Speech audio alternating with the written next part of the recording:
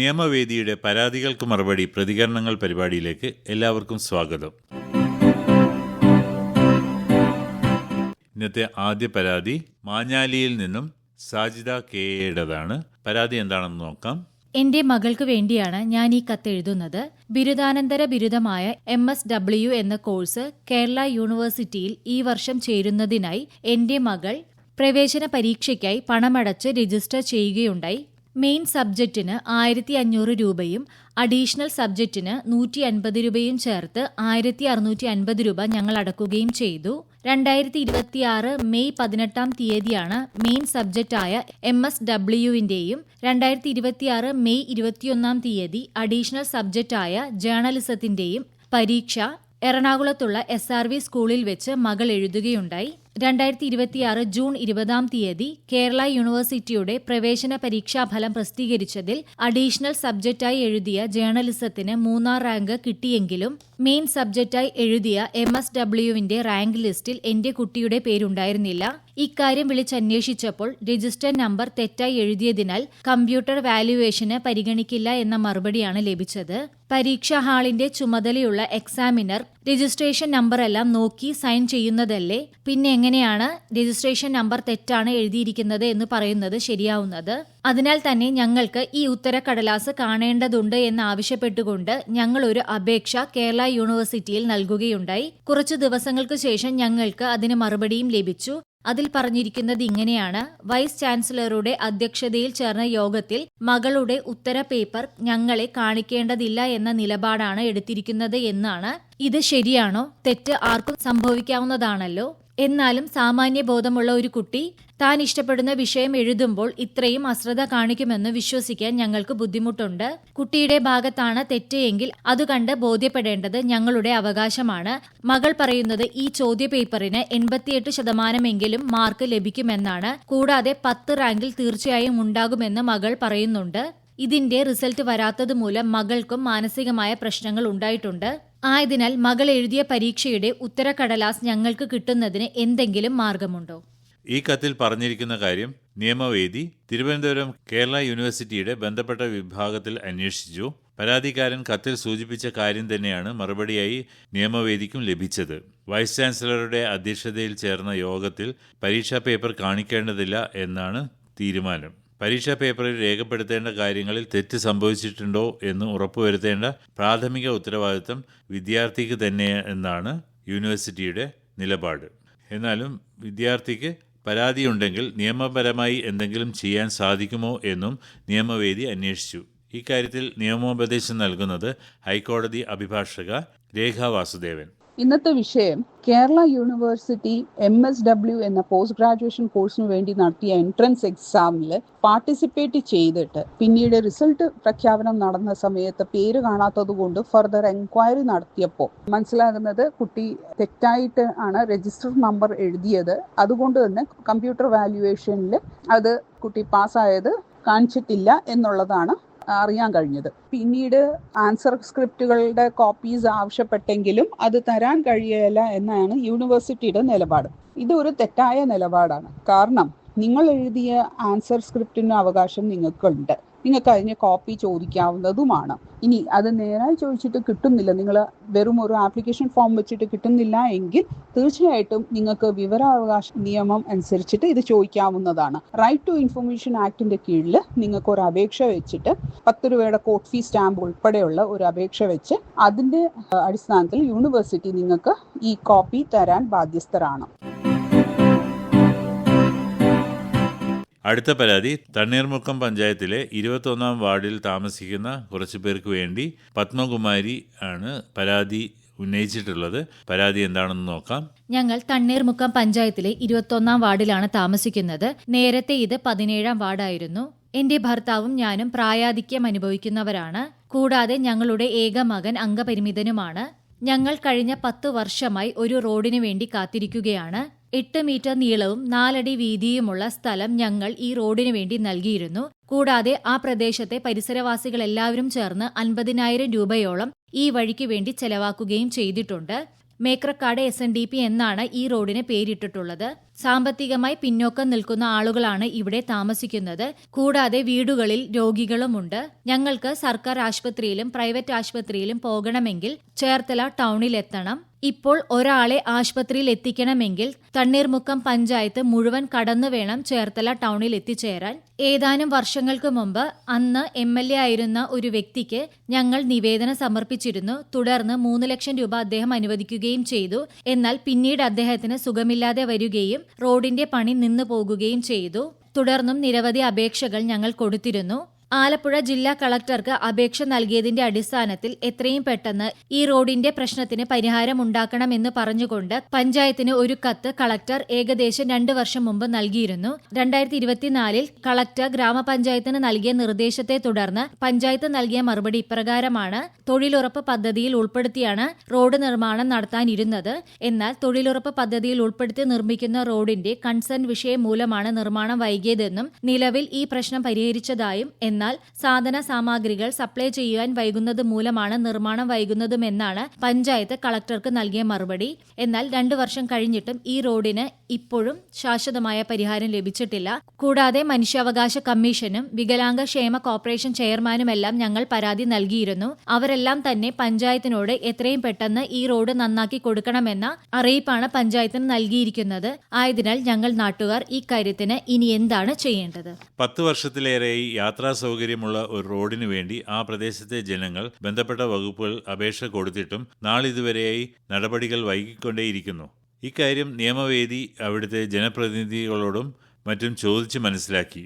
കത്തിൽ സൂചിപ്പിച്ച കാര്യങ്ങൾ സത്യസന്ധമാണ് എന്നും തങ്ങളാൽ കഴിയുന്നതുപോലെ എല്ലാം ഇതിനായി പ്രവർത്തിക്കുന്നുണ്ട് എന്നും എന്നാൽ ചില പ്രദേശവാസികളുടെ ഐക്യമില്ലായ്മ കാരണമാണ് ഇത് വൈകുന്നത് എന്നുമാണ് നിയമവേദി മനസ്സിലാക്കുന്നത്. യാത്രാ സൗകര്യമുള്ള ഒരു റോഡ് ജനങ്ങളുടെ ആവശ്യമാണ്. ഇക്കാര്യത്തിന് തണ്ണീർമുക്കം പഞ്ചായത്ത് സെക്രട്ടറി സുരേഷ് നൽകിയ മറുപടി കേൾക്കാം. അല്ല, ഇതില് നമ്മൾ ഫയൽ പരിശോധിച്ചതിൻ്റെ അകത്തുനിന്ന് 23-24 വാർഷിക പദ്ധതിയിലാണ്, ദേശീയ ഗ്രാമീണ തൊഴിലുറപ്പ് പദ്ധതിയിലാണ് ഈ വർക്ക് ഏറ്റെടുത്തിരുന്നത്. മേക്രക്കാട് SNDP റോഡിന്റെ അതിൽ ഏകദേശം 3,24,950 രൂപയായിരുന്നു എന്റെ എസ്റ്റിമേറ്റ്. അത് പ്രകാരം ദേശീയ ഗ്രാമീണ തൊഴിലുറപ്പ് പദ്ധതി തൊഴിലാളികളാണ് ഈ വർക്ക് ചെയ്യുന്നത്. അതിന് മെറ്റീരിയൽ കോസ്റ്റ് ഇറക്കുന്നതിന് ഒരു MN രാജു എന്ന് പറയുന്ന ഒരു കോൺട്രാക്ടർ അതിന്റെ സപ്ലൈ ചെയ്യുന്നതിന് നമ്മുടെ ഭരണസമിതി തീരുമാനം അനുസരിച്ച് അദ്ദേഹത്തിന് സപ്ലൈ ഓർഡർ കൊടുക്കുകയും അത് കഴിഞ്ഞ് 173 മീറ്റർ ലെങ്തിലും 3 മീറ്റർ വീതിയിലുമുള്ള ഒരു റോഡാണ് ഇതിന്റെ നിർമ്മാണത്തിന് നമ്മൾ പറഞ്ഞിരുന്നത്. ഏകദേശം അത്യാവശ്യമുള്ള കുറച്ച് ഭാഗത്ത് ഒഴികെയുള്ള ബാക്കിയുള്ള സ്ഥലത്തല്ല ഇതിന്റെ ഈ റോഡിന്റെ നിർമ്മാണം പ്രാരംഭഘട്ടം പരിപാടികളിൽ നമുക്ക് തീർത്തിട്ടുണ്ട്. ഇതൊരു പ്രശ്നം പറഞ്ഞാൽ ഈ അവിടെയുള്ള ആൾക്കാർ തമ്മിലുള്ള ഒരു സ്പ്ലിറ്റ് കാരണം ഫലപ്രദമായി നമുക്ക് ആ ഒരു വർക്ക് അവിടെ ചെയ്തു തീർക്കാൻ കഴിഞ്ഞിട്ടില്ല. പൂർണ്ണമായിട്ട് ഈ മെറ്റീരിയൽ സപ്ലയർ നമുക്കത് ഇറക്കി തന്നിട്ടുമില്ലായിരുന്നു. അങ്ങനെ ഭരണസമിതി അത് ഇടപെടുകയും ഈ മെറ്റീരിയൽ സപ്ലൈ കൃത്യമായി ചെയ്യുന്നതിന് അയാൾക്ക് നിരവധി തവണ നോട്ടീസ് നൽകിയിട്ടുള്ളതാണ്.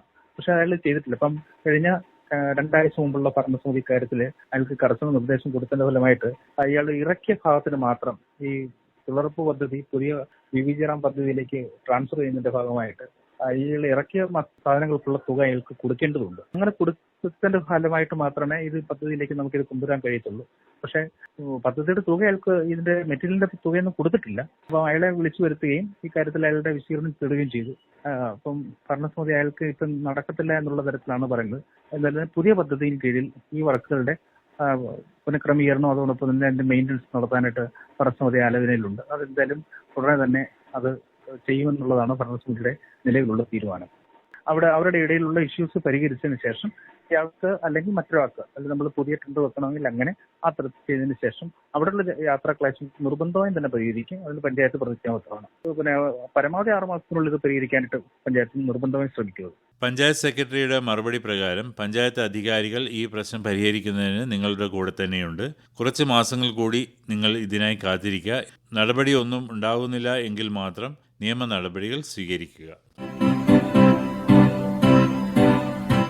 ഇനി 3ാമത്തെ പരാതി പേര് വെളിപ്പെടുത്താൻ ആഗ്രഹിക്കാത്ത ഒരു ശ്രോതാവിൻ്റെതാണ്. പരാതി എന്താണെന്ന് നോക്കാം. എന്റെ ഭർത്താവ് മരണപ്പെട്ടതിനെ തുടർന്ന് ദേശീയ കുടുംബക്ഷേമ പദ്ധതിയിൽ ഉൾപ്പെടുത്തി ധനസഹായം ലഭിക്കുന്നതിനു വേണ്ടി 2016 ഫെബ്രുവരി മാസത്തിൽ ഒരപേക്ഷ ഞാൻ കോട്ടയം താലൂക്ക് ഓഫീസിൽ നൽകുകയുണ്ടായി. എന്നാൽ 10 വർഷം കഴിഞ്ഞിട്ടും ധനസഹായം ലഭിച്ചിട്ടില്ല. എല്ലാ വർഷവും 2 തവണയെങ്കിലും താലൂക്ക് ഓഫീസിൽ ചെന്ന് ഇക്കാര്യത്തെക്കുറിച്ച് ഞാൻ അന്വേഷിക്കുമായിരുന്നു.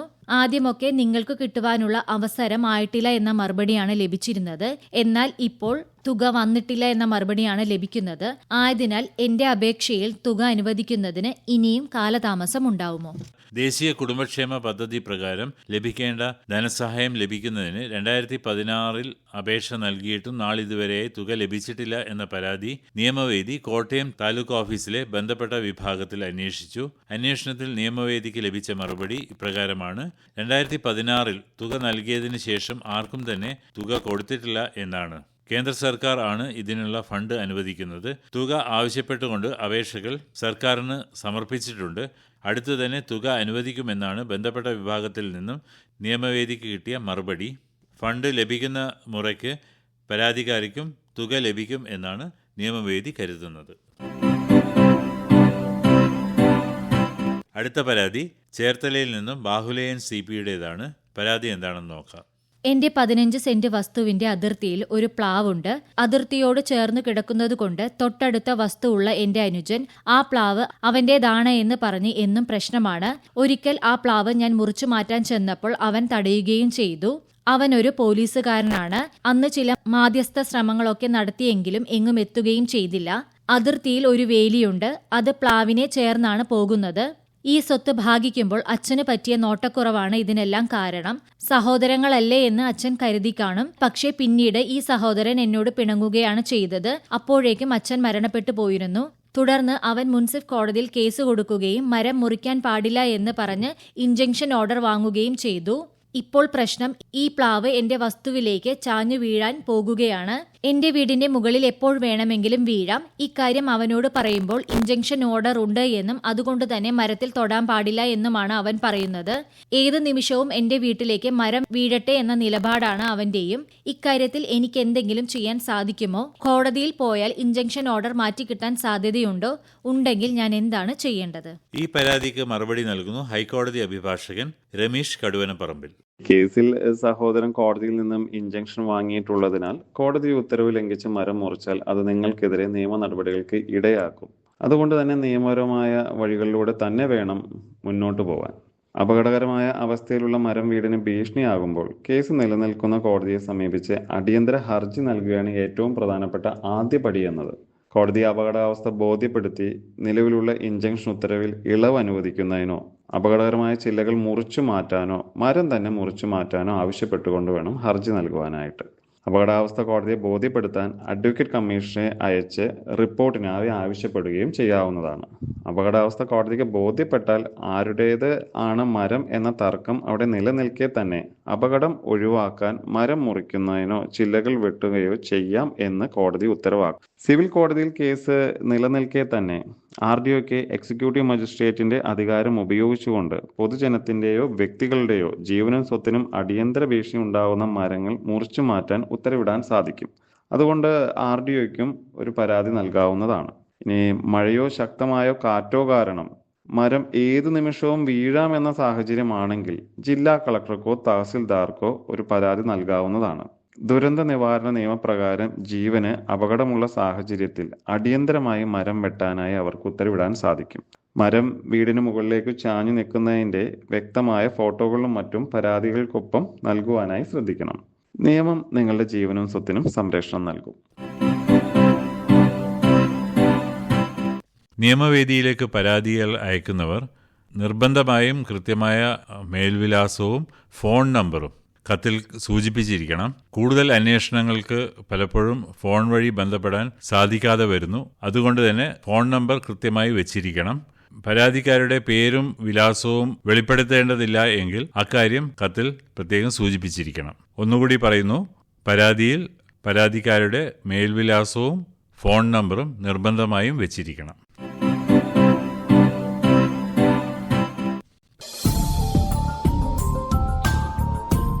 നിയമവേദിയുടെ പരാതികൾക്കു മറുപടി പ്രതികരണങ്ങൾ ഇവിടെ സമാപിക്കുകയാണ്. നിർവഹണം R. ഉണ്ണികൃഷ്ണൻ. സഹായം നീതി MS. അവതരണം ആകാശവാണി കൊച്ചി FM 102.3. ഈ പരിപാടിയിലേക്ക് കത്തുകൾ അയക്കേണ്ട വിലാസം: പരാതികൾക്കു മറുപടി പ്രതികരണങ്ങൾ, care of station director, Akashvani Kochi 21, നിയമവേദി ബുധനാഴ്ചകളിൽ രാവിലെ 8:05 ഞായറാഴ്ചകളിൽ രാത്രി 9:30. ഓരോ ആഴ്ചയിലും പ്രക്ഷേപണം ചെയ്യുന്ന നിയമവേദി പരാതികൾക്ക് മറുപടി പ്രതികരണങ്ങൾ കേൾക്കുന്നതിനായി Akashvani Kochi FM YouTube channel സന്ദർശിക്കുക. മുൻ ആഴ്ചകളിലെ പരിപാടികളും അവിടെ ലഭ്യമാണ്.